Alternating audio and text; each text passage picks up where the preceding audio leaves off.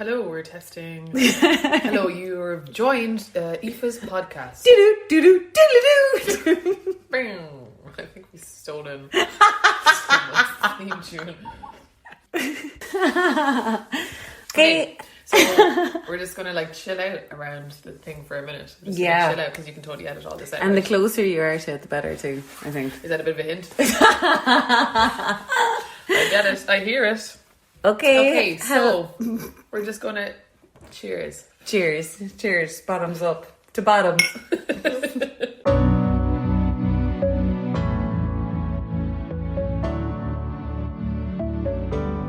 Hello, this is the Happy Weight podcast. My name is Aoife, and today I brought along my friend Trisha. Trisha works a lot in healing and has done a lot of her own work, so she totally gets these conversations that I have around weight and eating and her confidence around her body. So today's topic is about your mother, your weight. Dun dun dun. Dun, dun, dun. Wonderful. Okay, thanks so much for having me on, Aoife. We're having a glass of vino, by the way. We are, yeah, 100%. But it is like normal hours to have vino. It's like 7:58. I don't think we need to justify it. True. Okay. We're adults now. We can find whatever we want. Not 14. Is my mom listening? We're 14 and in a bush. Oh, yeah. So, thanks so much for having me on. I suppose the reason I am so delighted to be here is because I am just another Irish girl who was born into Irish society and really felt the weight of the shame that was put on our bodies as women in this society. So I think a lot of my journey has been around that reclamation of my bodily space and my bodily sovereignty and the sacredness of what it means to be in your body, really. Yeah. And you've overcome a lot of things, and I just know that from knowing you and then the work I do every day with people and the challenges that they have. Really what I'd like to talk about a little bit today as well is boundaries. And I think boundaries are always unspoken. Mm-hmm. You don't actually have to tell someone, don't make comments like that about my body. Not always. Sometimes you're just oozing a presence that you're not to be spoken to like that. And the reason I wanted to do a podcast on, or an episode anyways, on your mother, your weight, is because it's a tricky thing with our moms, isn't it? Because it's kind of obviously you let them in terms of their advice and, they raised you and everything, but just I pretty much know for a fact I don't think I'd have a business if it wasn't for mothers screwing up their daughters. The vast majority of my clients would have had weight issues or do have weight and eating issues because of the heavy continuous advice and criticism from their moms. So much so that you can't really hear your own thoughts and intuition and what you need to do, you know? There's a few things in that when I'm listening to that, and it's the first thing I hear is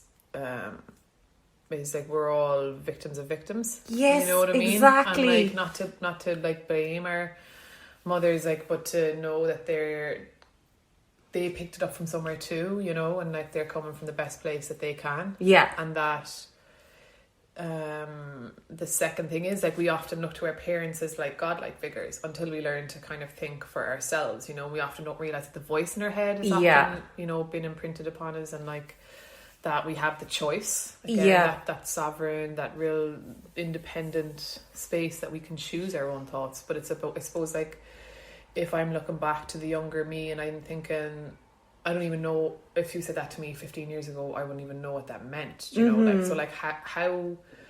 How would you explain what it looks like now if you don't know what it feels like to think your own thoughts or feel your own way about your body or your food?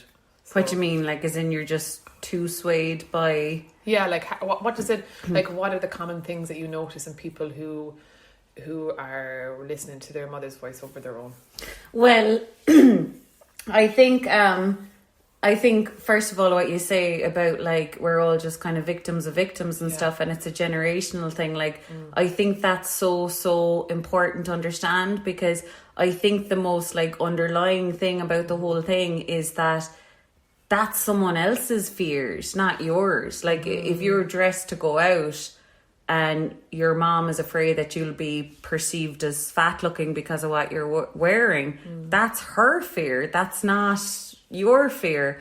And so it's like, you know, so that's kind of her stuff, not your stuff.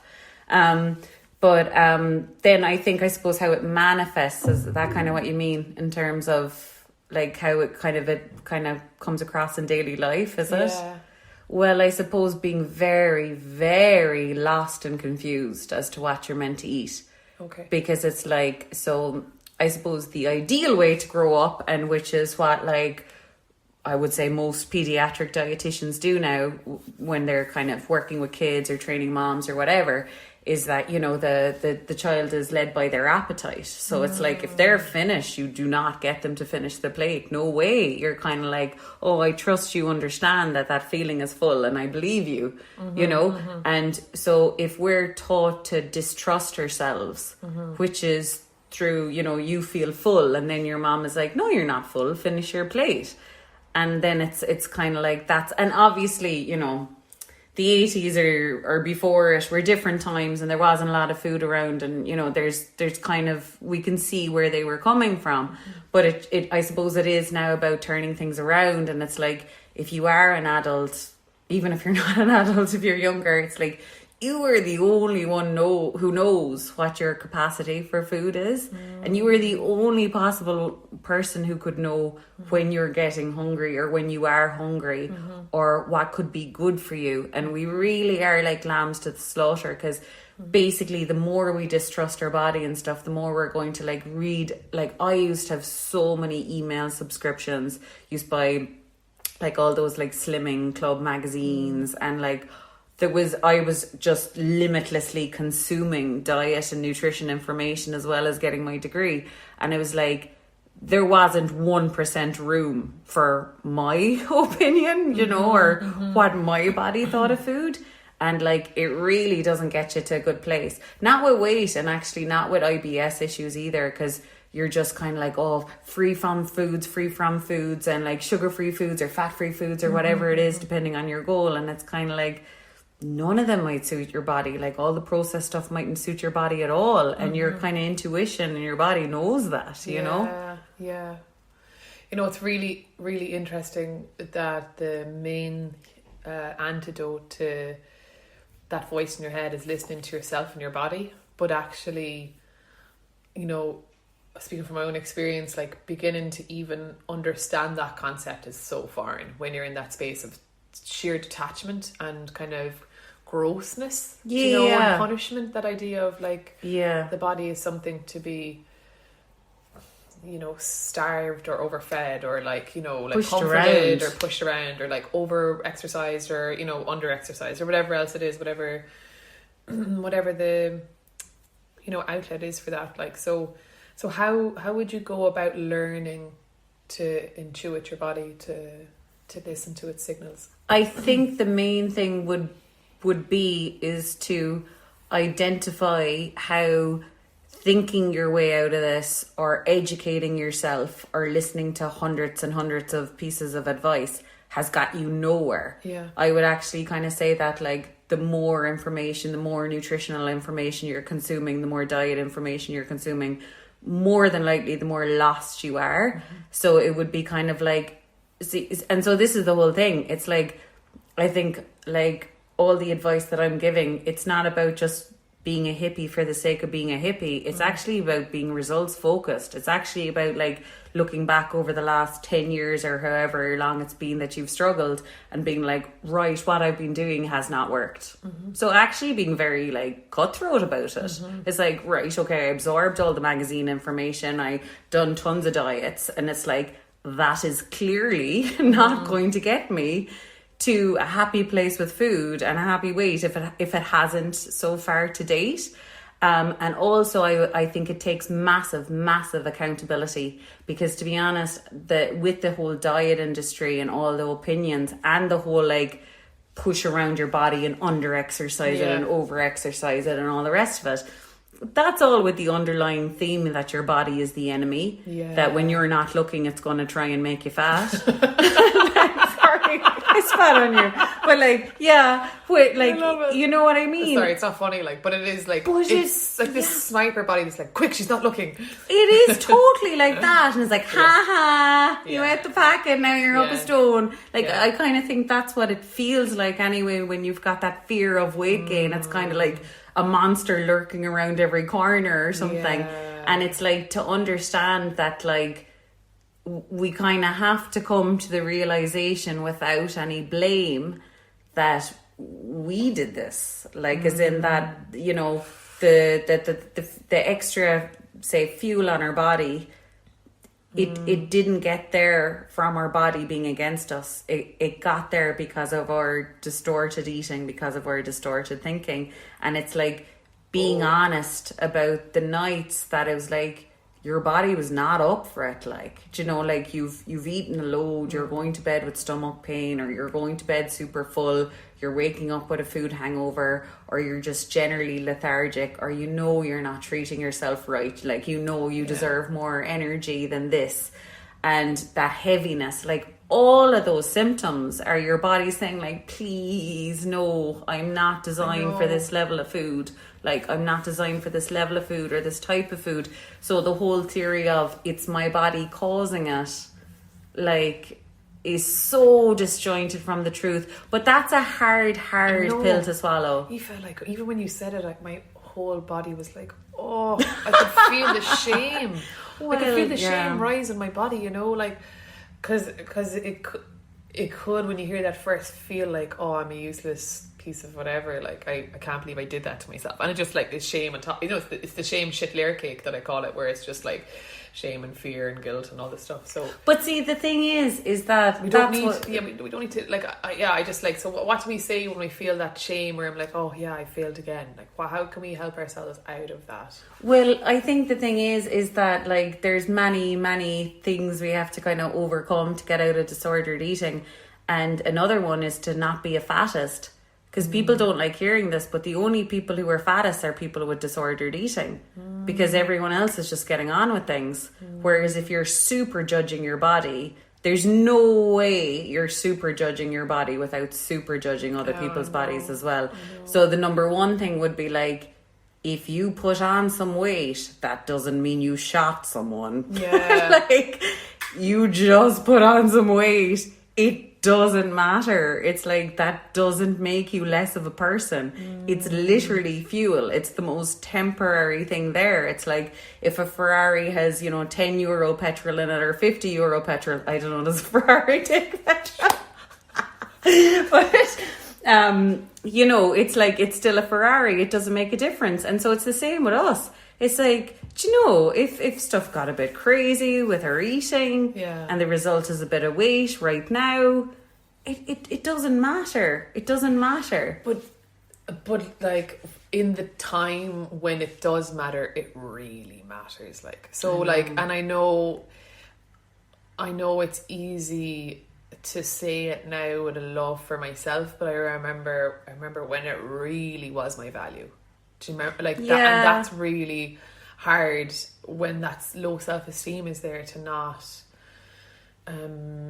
not beat yourself up or give it, like, another, you're like, oh, there's another reason why I can just not like myself even more, you know? So it's like, how do we begin to break the cycle of not enoughness? Well, I think another little miracle thought that might occur, that I think happened at some stage with me, is like, anything is better than this. Like, anything is better.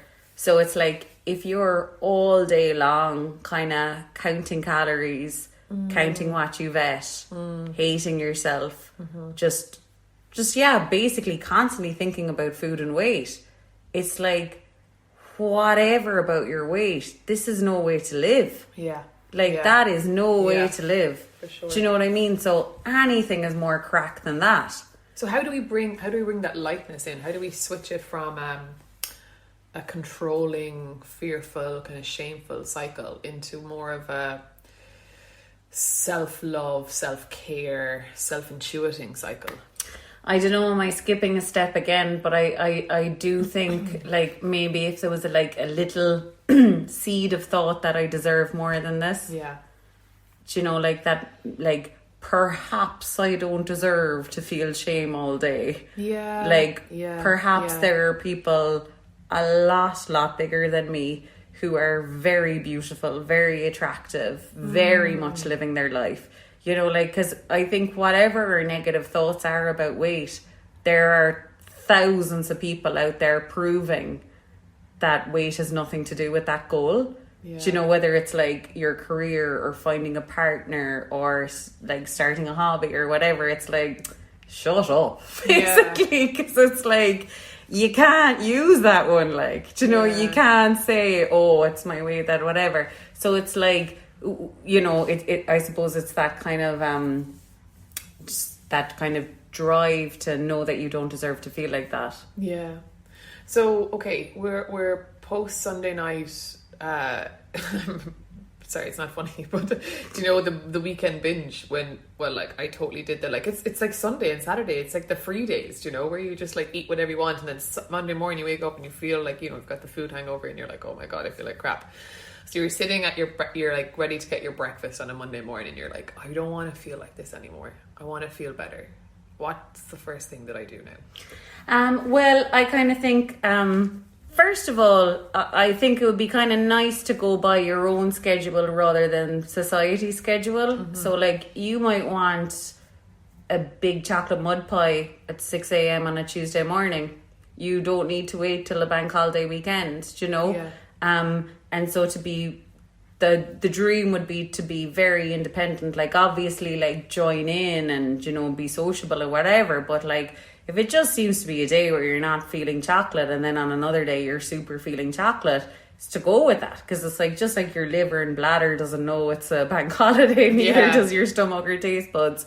But yeah, I think when the damage is already done, the first thing is, I suppose, when we've disordered eating is, I call it catastrophe thinking. Mm-hmm. We're kind of like, oh my god, I've clearly like gained like 1 million pounds and I've clearly ruined the whole month and the whole year or whatever. Yeah. And instead to just be like, no, this feeling of heaviness and fullness, all that is your body saying like, will you not put more food in me? Will you just like hold your horses there a little bit and just not put more food in me, because I just need to get through the backlog. Sure. So it's kind of like, and that's the whole thing with dieting and weight loss, is like everyone thinks that you need to take action, but all your actions have got you into this mess. Like all the like dieting or over exercising or like learning too much about nutrition or whatever. It's like, and all the eating, obviously, all the chaotic eating, that's the problem. So it's like peace, it's like time, it's like letting your stomach rest up, just giving it all the time and space it needs. So maybe water will help, or coffee or tea or peppermint tea or whatever, and then just wait until your stomach says it's done, and it will say it's done by probably your belly rumbling or something close to it.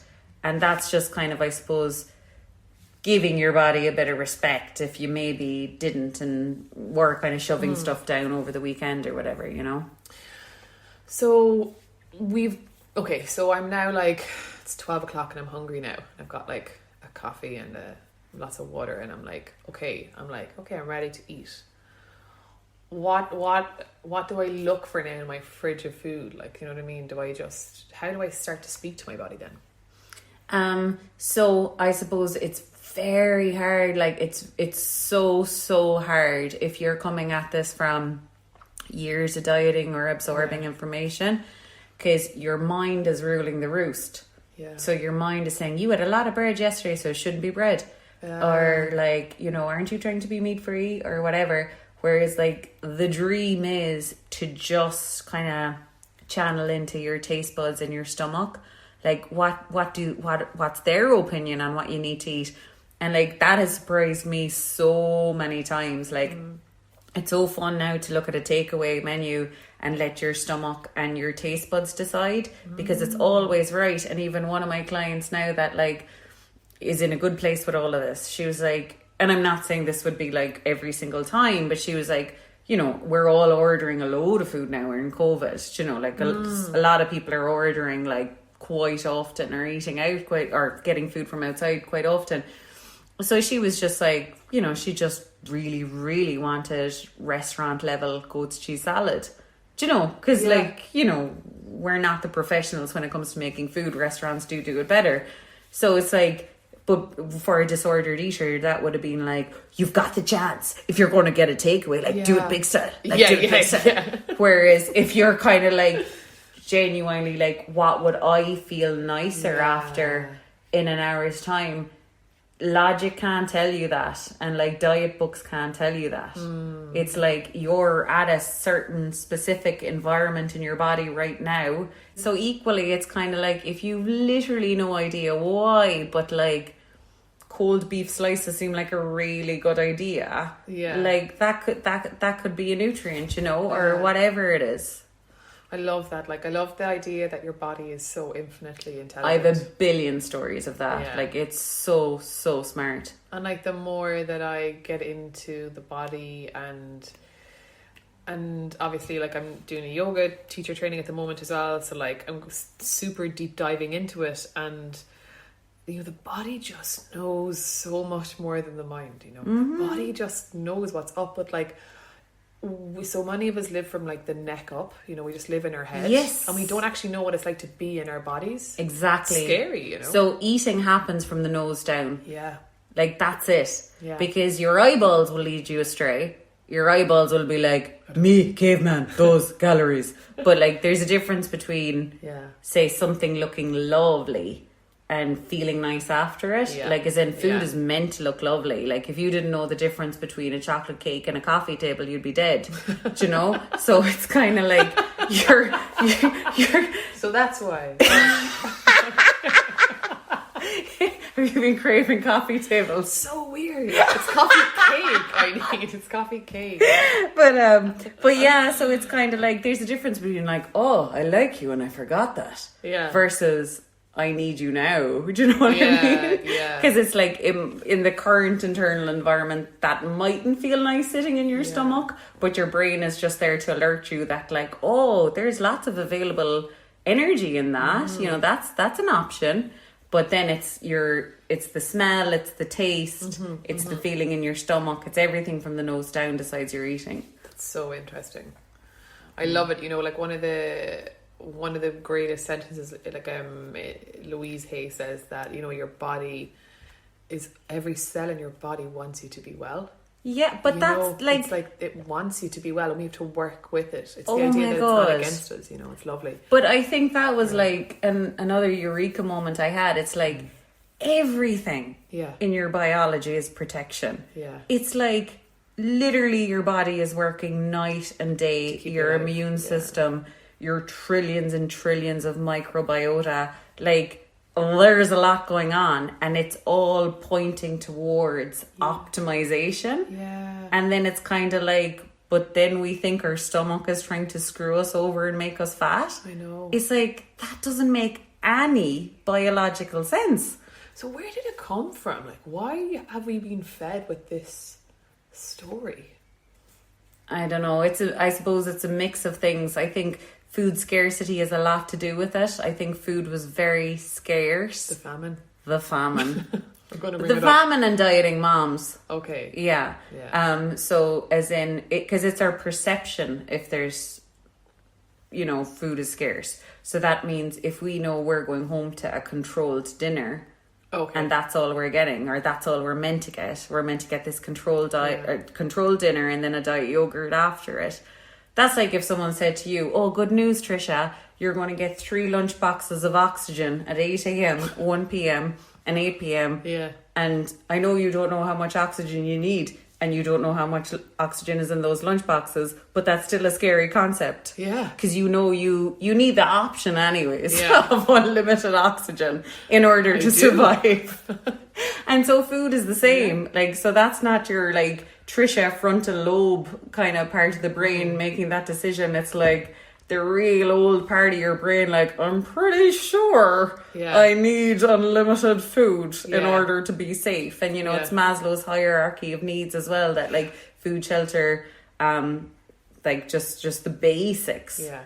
And like, you know, enlightenment is way top of the pyramid. But like, that's the basics in order to feel well, is to know that there is always, always, always all the food you could ever want is around. And that's got nothing to do with you not feeling well, or you being like, all that food is there, but now my belly feels nice and done. And because there's always loads of food around, I will come back to it later when my belly is empty again. So how, in the knowing that our body loves us and wants us to be well, that our body is like working towards optimal health, in the knowing that we can listen to our bodies to find out what we need most in any given moment, and that we can free ourselves from the shame cycle, how do we change our thoughts? Like, what tips do you give people to pull away from maybe that inner voice that could be from the mother or the parental figure that has passed on that? I think it's a little bit of spot the inconsistency, because when you're listening to your thoughts, they're not on your side, and they're not always singing from the same hymn sheet. So I think like the biggest example is that like 1 minute you hear the thoughts of like, finish the packet, sure, go on, finish the packet, you went for a walk earlier, sure, you'll be good tomorrow, just finish the packet, doesn't matter, blah blah blah. And then the next thought is like, fat cow, why did you finish all of them, what's wrong with you, when are you going to have willpower? And it's like, wow. It's like, okay, my thoughts like bullied me into eating it, and then like bullied me when I ate it. And so this is why kind of like, the more you like just like witness those thoughts, they're not working on your behalf. Meanwhile, your poor old little body who has like overcome every illness and like, you know, healed every wound, and tells you when you're hungry or sick or something doesn't taste right or something tastes delicious. Like, it's constantly communicating to you about food or hunger or fullness or taste or whatever. It's like, maybe listen to that. Maybe that's got kind of a little bit more consistent, trustworthy story if we're going by what makes us feel physically good. And then I suppose the confidence to know that that is literally going to be different than every other person that exists, and being okay to follow through with that. No, but like, it's so interesting, like listening to that, you know, the space of I suppose like insecurity that exists, and then to switch to a place of confidence, you know, like it's such a life-changing shift to make, you know, to feel that low self-worth, and then to be like, okay, maybe I can begin to trust myself, you know, maybe I can begin to be easier on myself, you know, like even just having the willingness to find the space between the thoughts, because so often the thoughts come so fast that we can't find the space. Do you know, does that make sense? This is it. So it's like, you know, how can we find the space to even hear the thoughts? How can we find the space to even know that we're not our thoughts, you know? And that's a lovely that comes with willingness and openness, and a want for self-love and self-care to be there, you know. I think that's, and so, yet again the knowing that so far things have not worked out. So like, I just, and that's okay though, and that's okay that it hasn't worked out, you know. Well, and it's like this is the thing, like the bigger the problem, the bigger the opportunity, because like I love what I do now, like I really, really love it, but like I wouldn't even be in it or love it if I didn't have all those years of pain. I love it. Look, we're laughing. We're like, this is hilarious. It was horrific. It's like decades of self-hate and self-rejection, but it was gas. But like, but sure, equally, I suppose, we're only talking about disordered eating, but it's probably just like everyone has their stuff to overcome, you know. We're probably, like we all do, everyone does. Surely everyone has a bit of personal development to be doing. Surely.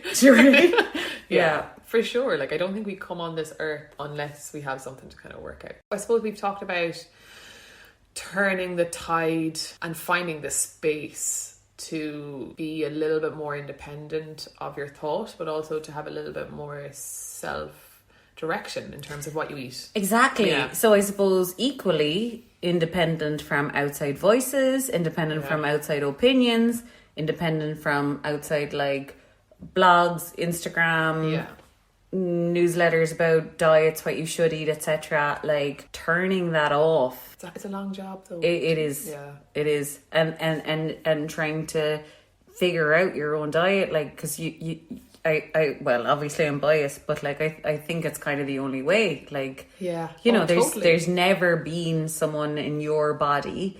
There never will be someone who has the same body as you. Mm-hmm. So it's like you are the only one who has the capability to figure out what foods you need at what time. Mm-hmm. And the good news is you will be indicated to whether you're doing it right or not by whether you feel good or bad. Like it kind of, to be honest, is that simple. Because when we're not feeling well with food, we'll feel heavy or tired, or we're not enjoying our food, or, multiple symptoms, maybe kind of IBS symptoms, whatever else. And if food is really working for us, we're going to have a like hopefully hunger before it. Stuff will taste like amazing. We have fireworks going off in our brain because our body needs it, and it's so the perfect match for us. It's like our body and that food are totally in alignment at that time, and then the quantity is just right for our stomach at that time. And so like diets are so the opposite, because diets are like commit to food, commit to a list of foods you can't have, commit to quantities, and then meanwhile your body is like, I might need like 4 slices of bread today and then like 1 tomorrow, and it's like ever changing. I know, like even the thought of like I can't calorie count, I can't do diets, I can't wait. You're better off. Like, I know. Yeah. It's way better, but it's like I've learned it over the years because it's taken the joy out of food for me, because I love food so much. But just in terms as well, if you were like a dietitian, like doing the calories for menus, do you know the way some restaurants now they say like, oh, this burrito is however many calories or whatever. If you were to do that right professionally, if you go into the database and look up tomato, there literally will be hundreds of hundreds of options. Why? Because it depends on like kind of the season it's grown, where it's grown, the type of tomato it is. Like there's and that's only the database. Like obviously there's like it's nature. It can't be kind of put in a box. So it's like everyone yet again on my fitness pal or whatever is like, a tomato is 50 calories. And it's like, well, it's not. Like that. That's the voice of fitness pal. But like as in basically just everyone hanging their hat on this like gospel truth about calories and stuff. And you're like, it's not even remotely accurate. Like, let alone you've zero clue what your body needs are in a day. Like zero. Because that's going to be affected by your menstrual cycle, how much sleep you got last night, how stressed you are. And like, like obviously there's going to be like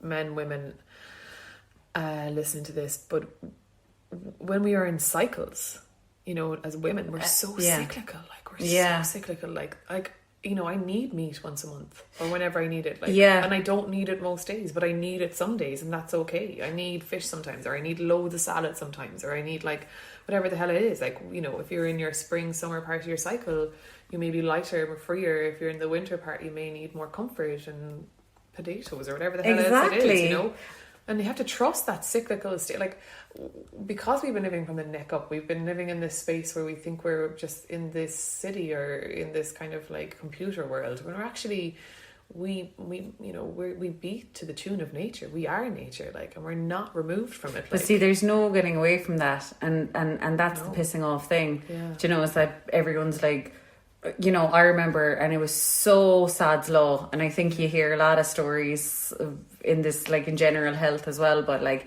I remember when I did work with rapid weight loss diets, it was always the clients that were like anxious, controlling. They wanted like 1 kilo a week or whatever it was, and they never got it. Like, because, you know, and there's kind of some kind of scientific and biological kind of reasons for it too. Like, say, cortisol, the stress hormone and stuff, promotes fat storage. So, like, the more you're like, screw you, body, I'm going to push you into weight loss. I'm going to push you into weight loss. Your body's like, what's going on? What's going on? Better hoard some weight. So it's like, it's really counterproductive, actually. And also, like you were saying about the periods, it's like when we've got kind of a disordered view of our body and eating, we see all that stuff as like, oh my God, my body's trying to screw me over again. Like, why do I want chocolate? What's wrong with me? Yeah. And then when you're coming from a more positive a place about it, like, I know from working with clients too, it's like, just because your body kind of reroutes towards chocolate doesn't mean that's not your body still letting go of excess weight. Like, it could be, because, you know, you could have 80 calories of chocolate or you could have 80 calories of kiwis. Like, in terms of weight, a food per se is not overeating. And I think there's that kind of understanding out there. Good foods and bad foods. Exactly. That's so true. So good foods are like calorie free and bad foods will instantly put on weight. Oh, wow. And actually there's studies on it that the more disordered your weight is, the more you think the difference is between good foods and bad foods. Whereas actually calorie wise there's just food. Teeny tiny difference. You know what I mean? So you just see that your body just wants a different composition of food that week. It just wants maybe more meat or more chocolate, but it doesn't necessarily actually, no, it does want more calories during your period, but then just after your period it dips lower. That's the spring is the real child energy, you know, because if we go by the cycles of the moon, it's like each week is associated with the season. So the spring is the real youthful energy, the summer is kind of blossoming, and then the autumn is the falling away, and the winter is, you know, you need to store up in winter, and winter is the period week. So it's really interesting that we actually obviously want to store up because our body is like really needing that. So so in the studies it's like it all averages out, of course. And it's the natural, and that's the natural tune and the rhythm of our bodies, like, and following that is so amazing. You know, it's like, it's so interesting listening to the good food bad food thing. I totally used to have that, but now I see foods as foods my body likes and doesn't like. Does that make sense? It's like a different way of viewing it, where I'm like, I know I feel really sick every time I have that, and I can't have that, and I don't want to have it. Do you know what I mean? Perfect. Yeah, exactly. So like, I don't want to feel sick. So whether that's a grapefruit or garlic cheese chips, it's if it makes me feel unwell, I don't want to do it. It doesn't really matter what other people's opinion is. Not at all. Like, and because I love and care for myself, because I want to feel well. I deserve to feel good in this life, you know. Well, that's the missing element of diets and weight loss, because the more we diet and the more we're like focused on losing weight, we've kind of lost the whole point of things. Like, a good body looks like a body that's treated well. So you're not going to be able to shove it from pillar to post and either it be consistently the weight you want it to be or to feel well or whatever. So it's like all the kind of structure is there. The structure is that, like, if you're feeling better, that's your sign. And kind of, I think, mentally and physically, that's your sign that your body is moving in the right direction. Do you know? And that you're getting in line with what's suited to you. Do you know?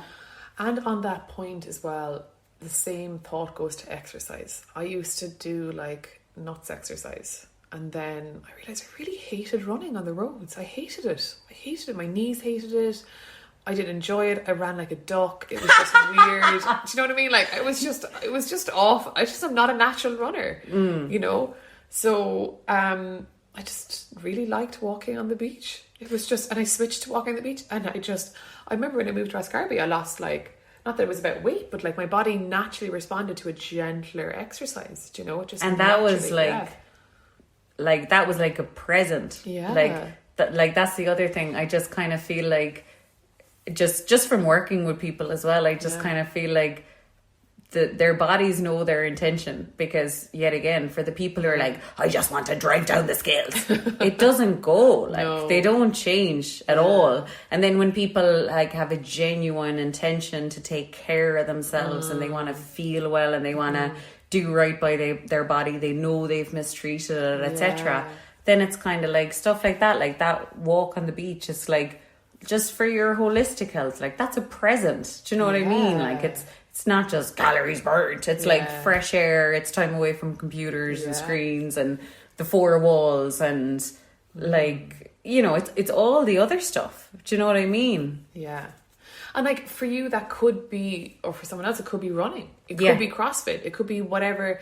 I know people who just adore CrossFit and get such a buzz off it and have like just the best time. Like it would be hell on earth for me. My body would just not like it. Like, and that's okay because every body is different. Like, so whatever food is right for you is right for you. Yeah. And whatever exercise is right for you is right for you. And like to loop it back in, like whatever was pressed upon you or is being pressed upon you from an opinion of another, it's not your opinion, and I think that's really important. Well, I think all the exercise stuff, it's the exact same as good bad food, because good and bad food and the disordered eating kind of side of things is called black and white thinking. So it's the same with exercise. It's like it's good to go for a run every day. It's bad if I miss it, and it's like, well, that doesn't make sense. Like, you know, just like it's good to have salad every day, it's bad to have chocolate every day or something.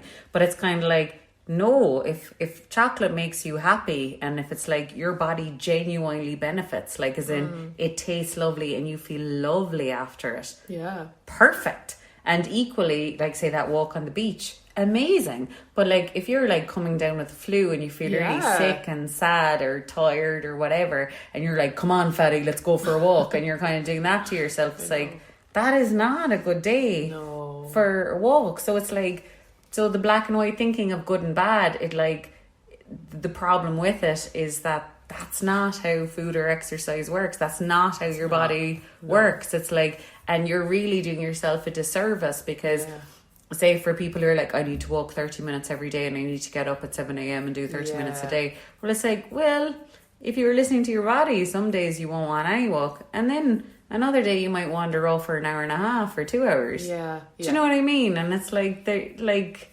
your body does what it wants to do, or like if your intention is like, what would make me feel really good? Like sometimes maybe a 15-minute walk wouldn't touch the sides. You know, you wouldn't actually feel good after. It'd be too short for all the energy you've in you or something. And then another day would be way, way too much. I know. And it's so interesting because like when I get up in the morning and I do my meditation and my practice, whatever, there's some days I'll want to do a really long yoga practice, and then there's other days that like I'll just want to do intuitive movement and dance, whatever it is, or some days I do nothing, or I do a walk, whatever, I might go to the pier, whatever else it is. But like my intention is always like, how do I come home to myself? Like how do I come home to myself more so that I'm like more in the seat of myself, you know? And really just releasing that excess thought or that excess like, you know. Oh, that's gorgeous. That's a lovely way to look at it. But it's like, because I know now the thoughts are not me, you know. I know now that the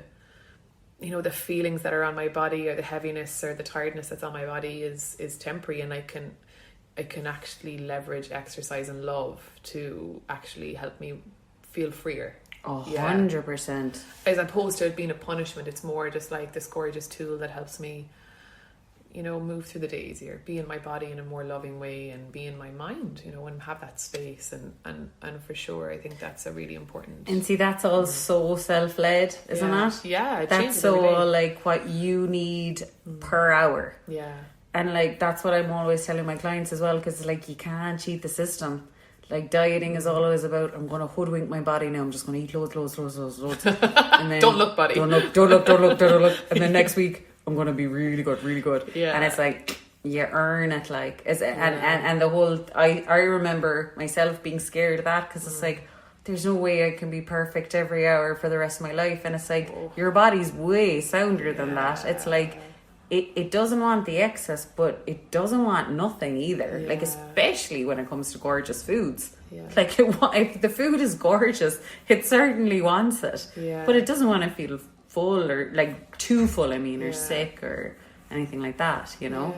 So wrapping up, I learned loads again, Aoife, and you know, even for the younger me, you know, and there's part of me still in there with those, you know, with the shame and with the. You don't even have to be young, you know. You could be currently with it. Yeah, you could be in your 60s and have this, especially with food. Jeez. Oh no, but I'm saying more that the younger me that felt those things, Yeah. and that is still present in me. The part of me that's still, Susceptible and stuff. susceptible, Yeah. and like we can't escape it. Like we're bombarded with these things. 100%. So I think it's been really lovely exploring that and exploring the forgiveness that we can give ourselves for believing other people outside of ourselves, and the willingness. Trusting in others more than ourselves, trusting in outside information. And it was never more than our little body that has got us from an embryo to an adult. And I think we can understand now why we did that, but we also now can go forward with the tools. And I can't emphasize enough, if we have even a willingness to be open to change, it'll happen. I think that's it. I think it's like, this can't be it. Like feeling like this or being this mean to myself, this can't be it. That real despair, where you're just sitting there and you're like, I just can't. And I know the moment in my life when I felt that, like, all of a turn, like and that's such a big point in your life, but it's also like the changing of it forever. No matter where you are, there's always space. There's always space for you to be however you want to be in this world. But also you ebb and flow with all this stuff too, don't you? You go right back to square one very often. Yes. Yeah. Okay. So thanks so much for having me, Aoife. I really hope you enjoyed my... It's been great knacker drinking with you in the bush. Yeah. Okay. Thanks so much for listening, and we'll talk to you in the next episode. Mwah!